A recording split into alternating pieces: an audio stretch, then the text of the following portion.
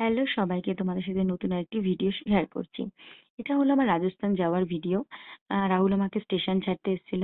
তারপরে আমরা গোটা ২ টো দিন আমরা ট্রেনে কাটিয়েছিলাম। বাবা-মাকে দেখতেই পাচ্ছ, সকালের ব্রাশ হচ্ছে আমাদের ট্রেনের মধ্যে। জীবনের ১ম জার্নি। আমি খুব মানে এত সুন্দর মুহূর্ত উপভোগ কখনো সত্যিই করিনি। কারণ আমরা বাবা-মা ৩ জনাই আমাদের এরকম ১ম জার্নি ছিল আমার ক্লাসের জন্য। তো আমার যে বিউটিশিয়ান ক্লাস আছে তার জন্য আমাদেরকে জয়পুর যেতে হয়েছিল। তো জয়পুর স্টেশনে আমরা ভোর ৫ টায় পৌঁছাই। তারপর আমাদের হোটেলে আমরা যাই ঠিক ৮ টা নাগাদ। তো হোটেলটা আগে থেকে বুক করা ছিল। নতুন যেহেতু তো আমি একটু ভিডিও করে নিয়েছিলাম। তারপরে 2nd দিন আমরা এরকমভাবে ঘুরতে বেরিয়েছিলাম।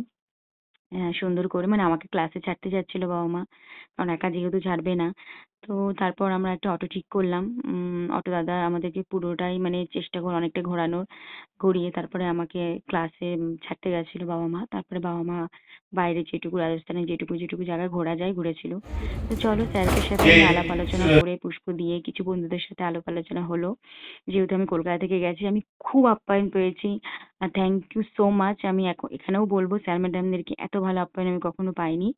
তো তারপর আমরা ফেরার টিকিটটা আমাদের কনফার্ম হয়েছিল না। একটু সময় মানে চাপ খেয়েছিলাম আমরা সবাই। তো ফেরার দিনকে আমরা হোটেলে বসেই ছিলাম। 2nd ভিডিওতে সবটা ডিটেইলসে আরো বলছি। তোমরা জানিও কেমন লাগছে আমার ভিডিওগুলো। আর সত্যি যদি তোমাদের খুব ভালো লাগে তো আমি এরকম আরো ছোট, ছোট মিনি ব্লগ দিতে পারবো। তো বাইরে একটা